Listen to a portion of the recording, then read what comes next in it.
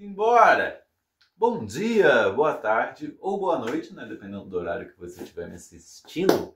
Eu sou o Hugo, estudante de Pedagogia pela UEG, Universidade Estadual de Goiás, aqui no campus de Alto Paraíso de Goiás, Chapada dos Veadeiros.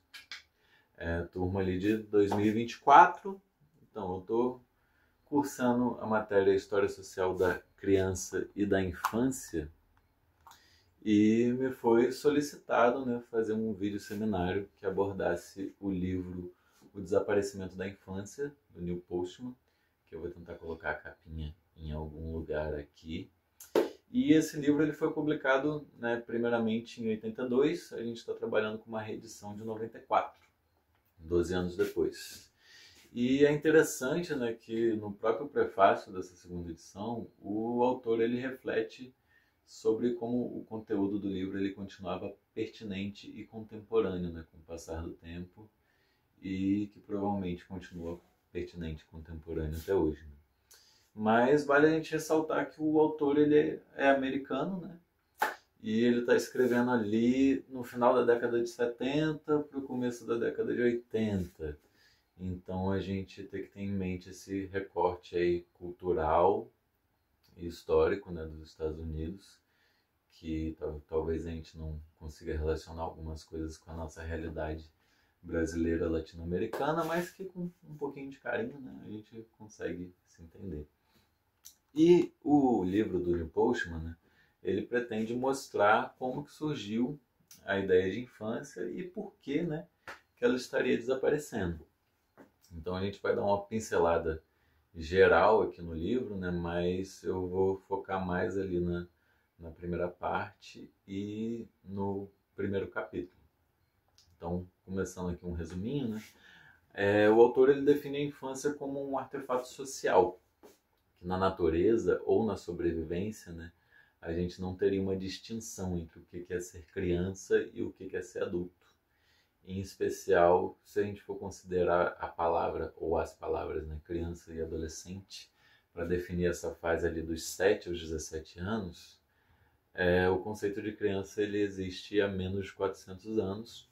E se a gente for considerar assim num sentido mais estrito que a gente tem hoje em dia, esse conceito ele não teria mais de 150 anos. Né?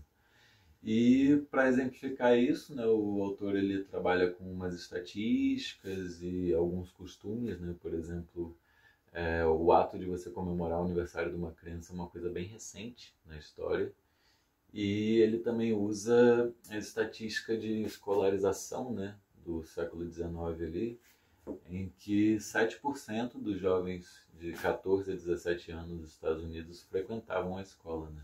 Os outros 93% estavam executando trabalhos bem adultos em jornadas de trabalho ali, provavelmente de 12, 14 e 16 horas. Então não eram tão crianças assim. Né? E daí o autor vai falar pra gente, né, que o conceito de infância, junto da ideia de ciência, de Estado-nação e liberdade de religião, nosso querido Estado laico, né, seria uma das grandes invenções ali do período da Renascença, no século XVI, os iluministas.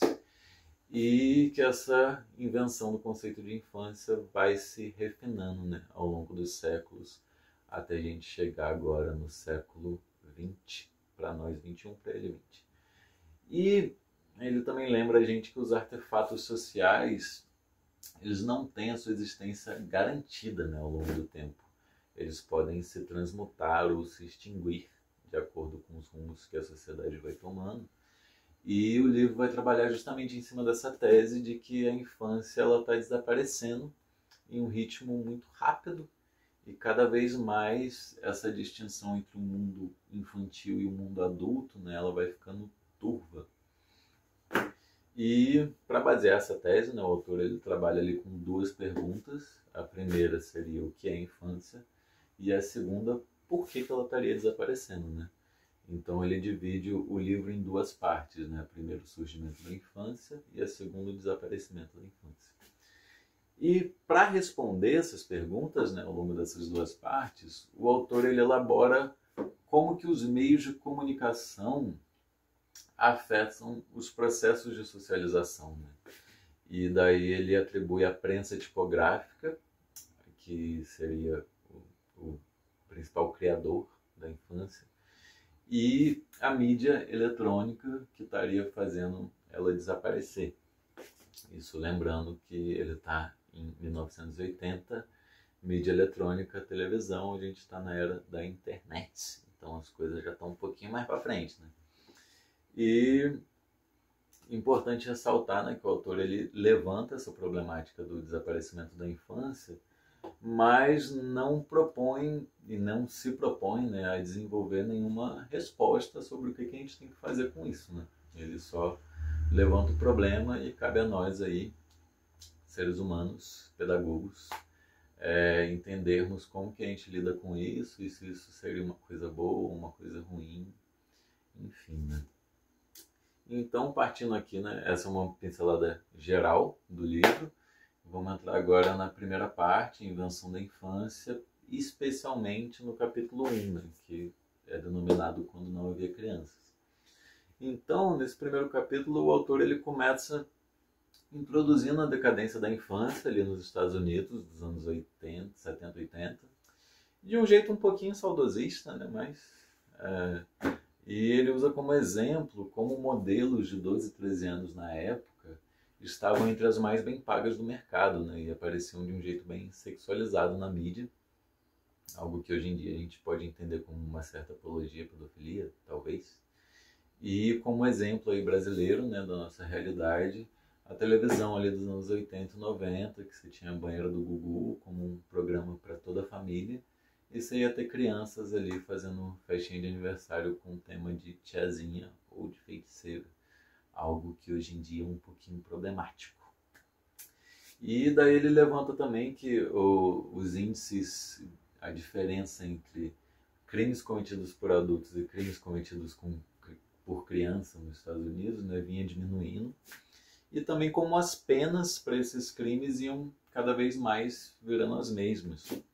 Então hoje a gente tem nos Estados Unidos, né, um país que você tem prisão perpétua e cadeira elétrica para uma criança de 8 anos, dependendo da gravidade do crime que ela cometeu. Ele também fala um pouquinho da questão do vestuário, né, que cada vez mais vai ficando uma coisa só para adulto e criança, de que a gente não tem tanto essa distinção entre o que seria roupa de criança e o que seria roupa de adulto. Ele também levanta ali que as brincadeiras de criança vão desaparecendo e a lógica do mercado esportivo, né, vai entrando no mundo infantil, que ele cita como exemplo a Liga Infantil de Beisebol e de Futebol Americano, né? Então, o brincar por brincar dá lugar a um brincar mercadológico que envolve pressão, metas e dinheiro. E que, trazendo para a nossa realidade, né, a gente pode falar um pouquinho das escolinhas de futebol, peneiros dos grandes clubes, entre outras coisas. Aí ele dá mais alguns exemplos, né, dessa decadência, e ele aponta assim, como uma evidência forte que a infância não está indo muito bem ao longo da nossa história, que a história da infância se tornou uma indústria importante, né, no meio acadêmico, entre a década de 60 e 80, sendo que não era um tema abordado nos séculos anteriores, né? E daí ele cita Marshall McLuhan, não sei se é assim que se pronuncia, que define que quando o artefato social se torna obsoleto, né, ele se transforma num objeto de nostalgia e contemplação, e que os historiadores geralmente, né, não relatam o curso dos fatos, e sim enterram eventos passados. Então ele faz essa crítica, né, mas também evidencia a importância da história da infância para a gente entender justamente, né, de onde que surgiu, como que a mesma foi concebida. Aí, né, passando dessa contextualização contemporânea, a gente entra na parte histórica, que é, ali começando pela Grécia, como sempre, vemos que os gregos não tinham muita atenção para essa faixa etária, né? Tanto que eles não tinham uma palavra que definisse o que é criança, e tampouco as crianças tinham um olhar atento assim, na arte grega, né? Tanto que a gente não tem registros nem de pinturas, nem de esculturas de criança. E falando da literatura, né, a gente tem umas referências muito ambíguas sobre o que seria ser criança na literatura grega. Então a gente não tem como ter uma definição muito clara desse conceito no mundo deles. Mas o autor ele comenta, né, que na época de Aristóteles não haviam restrições morais ou legais ao infanticídio. Ou seja, era plenamente natural e aceitável você assassinar uma criança que você não ia preso. Nossos queridos gregos, pais da civilização. Então, dito isso, né, dessa ambiguidade que a gente tem ao falar da criança na Grécia, né, o autor ele nos aponta também que os gregos eles eram muito apaixonados por educação e fundaram diversas escolas. E o autor vai nos dizer, né, que onde há escolas, você tem em algum nível uma consciência das peculiaridades da juventude, mas ele ressalta que essa consciência seria bem diferente da que a gente tem hoje em dia, né? Eles não tinham tanta empatia nem cuidado com as crianças e os meios de disciplina deles seriam um pouco brutais ou até considerados tortura nos dias de hoje. Então, eram instrumentos pedagógicos, né, um pouquinho doloridos. Mesmo assim, né, o autor vai lá e atribui aos gregos o prenúncio do que seria uma ideia de infância. Então, da Grécia, a gente vai para Roma, que o autor aponta que os romanos eles se apropriaram ali dessa ideia de escolarização dos gregos, né, e conseguiram desenvolver uma compreensão um pouquinho melhorada do que seria a infância. Tanto que eles tinham uma atenção especial, né, na arte romana para criança pequena ou em desenvolvimento. Algo que a gente só vai ver de novo na nossa história ali no período da Renascença. E, além disso, né, os romanos eles começam a desenvolver uma noção de vergonha, pudor relacionada às crianças. Então, de você ter um entendimento de atos que são próprios da vida adulta, mas que não são muito apropriados, né, de você realizar próximo das crianças, sua maioria atos sexuais, né. Porém, essa noção não era uma coisa tão difundida assim, né.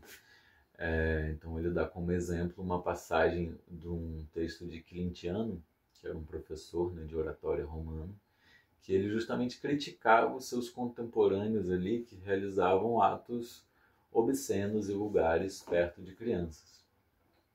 E 3 séculos depois ali, né, de Quilentiano, em 374 d.C., a gente tem promulgada a primeira lei proibindo o infanticídio. E uma conquista histórica aí, né, para a infância. Porém, como nem tudo são flores na história humana, a maior parte não é, na verdade, né? Quando Roma cai, a Europa entra ali na Idade das Trevas e depois na Idade Média, essas conquistas romanas elas são perdidas, né? E o autor ele levanta 4 perdas importantes, né? Um que seria a capacidade de ler e escrever, outro a educação, né, que desaparece, o pudor e vergonha, que a gente não tem mais, e como consequência dessas 3, o desaparecimento da infância no período da Idade Média. Então vamos elaborar um pouquinho sobre esses pontos aqui. No primeiro ponto, ele elabora 2 vertentes ali para explicar a ausência, né, da leitura e da escrita na sociedade medieval. Um seria sobre uma alfabetização corporativa, né? Era muito conveniente você ter uma parcela restrita da sociedade que fosse letrada, e daí se utilizavam de alguns artifícios, né, para dificultar o letramento da população. E outra vertente, já não tão conspirativa, né, propõe que a escassez de papiro ou pergaminhos, materiais ali próprios, né, para a escrita teria restringido essa alfabetização mais ampla e social. E, não pontuado isso, né, de como a maior parte da população não sabia ler nem escrever, a Europa voltou a uma condição mais natural da comunicação humana, né, onde primava a oralidade nas interações sociais e no processo de adquirir conhecimento. E citando Rousseau, o autor nos diz que em um mundo letrado, a criança torna-se adulta ao entender segredos e códigos relacionados à escrita. e que no mundo não letrado não haveria necessidade de distinção entre adulto e criança, né? E para fundamentar isso também ele cita Barbara Tuchman, também não sei se é assim que se pronuncia, que observa que o comportamento medieval era caracterizado pela infantilidade em todos os grupos etários, né? Então, você não tinha muito a ideia de maturidade e infantilidade, né? E entendendo a importância, né, do letramento, a gente vê por que a infância na Idade Média ela terminava ali nos 7 anos, né? Seria a idade que a criança domina a palavra falada. E se você pode se comunicar como um adulto, então você já é um adulto, né? Aí sobre o segundo ponto, né, do desaparecimento da educação, vale a gente lembrar que existiam escolas na Idade Média. Porém, não tinha uma ideia ali de educação primária para ler e escrever, né? O modo de aprender era muito através da oralidade e tinha algumas características ali, né? Uma falta de gradatividade nos currículos de acordo com a dificuldade do assunto. As matérias eram desenvolvidas simultaneamente, né? Você tinha uma mistura também de idades muito grande. E, ou seja, não havia concepção de desenvolvimento infantil, de pré-requisitos de aprendizagem e nem de escolarização como preparo para o mundo adulto. Então era uma coisa bem bagunçadinha, né? Você tinha uma educação sem conceito de educação. E sobre a ausência do pudor e vergonha relacionada às crianças, né? Quando a gente entende que um menino de 7 anos era considerado adulto, exceto para duas coisas, né? Fazer amor e guerrear. Você não tinha uma distinção do adulto para a criança, então você também não tinha uma necessidade de proteger as crianças dos segredos obscenos ali da vida adulta, né? Então as crianças eram expostas a uma linguagem vulgar, situações e cenas meio sexuais, né? Inclusive era uma brincadeira comum e aceita adultos tomarem liberdade com os órgãos sexuais das crianças. Algo que o próprio autor, né, coloca que hoje essa brincadeira pode dar até 30 anos de prisão. Então, valeu, avanço da história humana. E juntando esses 3 pontos, né, a falta de alfabetização, do conceito de educação e do conceito de vergonha, seriam as razões pelas quais o conceito de infância não existia no mundo medieval, né? O autor ele ainda aponta que a alta mortalidade infantil poderia, de certa forma, explicar, né, essa ausência de apego e cuidado com a criança, já que muitas mães, sei lá, iam ter 5, 10 filhos para um chegar na vida adulta ou nenhum. Mas ele aponta que isso explica, mas não justifica, que na Inglaterra, no século XVIII, você tinha uma alta mortalidade infantil, mas você tinha um conceito de infância em paralelo, né? Então o autor ele vai atribuir o surgimento da imprensa ali no século XVI e tudo mais à alfabetização socializada e a distinção entre vida adulta, que seria baseada na capacidade de leitura, né? E da infância, que seria baseada na incapacidade de leitura. Então, antes desse momento, a infância terminava ali aos 7 anos, né? E imediatamente começava a vida adulta. Aí, com a prensa tipográfica e tudo mais, a gente começa a ter essa distinção, né, de vida adulta e infância, e o período ali dos 7 aos 17 anos seria justamente essa transição. Então, é isso por hoje, essa minha análise aí do livro do Neil Portman, e mais especialmente ali do primeiro capítulo, né? Espero que vocês tenham gostado e até uma próxima. Muito obrigado pela atenção.